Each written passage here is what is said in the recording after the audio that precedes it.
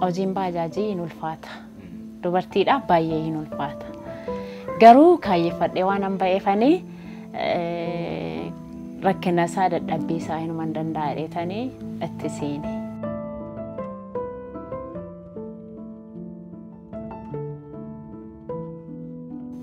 Ani ganama sa'aatii 11 irraa ka'a. Ijoollee koo sadan isaanii barattoota waan ta'eef 11 irraa ka'eetan misaa isaanii nan hojjedhaa fi qursii isaanii nan hojjedhaa fi isa booda hidheefiitan jechuudha. Misaa isaanii qursii isaanii qofaatti kakkaa'eetanii baajaajii baasee mana barumsaatiin ga'een isaaniin erga nachiin ga'ee booda gara hojii kootiitti seenaa jechuudha.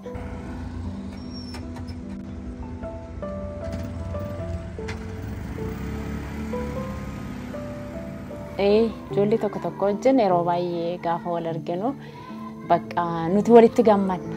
Akka qabeenya tokkotti illee isheenis akka jabaattuuf anillee akkan jabaadhuuf isheenis na jajjabeessiti anis nan jajjabeessa. Ijoollee shamarranii gaafa argu ittiin gammadaa. Naa wal jajjabeessinee wajjin taphannee hojjechaa jirra jechuudha.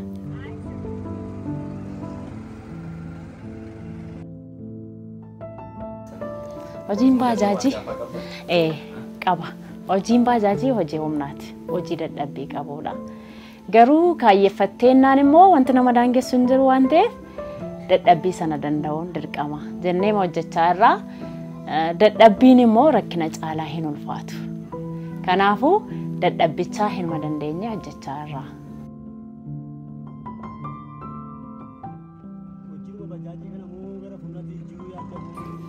Baajaajii yeroo noofu fireeshii ta'ee jechuudha. Akkan jalqabeen mudannoo tokkoon qaba. Mudannoon ani qabu masmararraa gara masmaraattan fidaara nama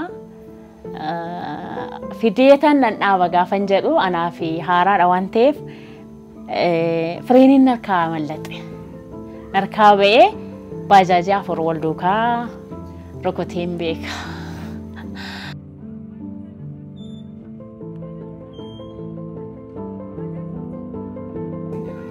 Tokko tokko itti gammadu.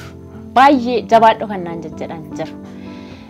Tokko tokko immoo maal kana sa'aatii kanatti umurii kanatti maaliif kana oofti? Manan teessoo kan naan jedhan meeqa jiru? Baay'ee jiru. Mudannoo baay'ee jira jechuudha. Maaltu itti dhaga'ama fakkaaf? Manan teessoo umurii kanatti maaliif ooftan? Natti dhaga'ama. Yeroo tokko tokko natti dhaga'ama ture. Achi yeroo duraa yeroo jalqabatti fireeshii tureetti natti dhaga'ama ture. Achi garuu jabaataa dhufeetan ayaan silas kaayyoodhaaf an ba'e waan ta'eef jecha namaa dhaga'uun qabu waan jedhuun murteessee man ka'e jechuudha.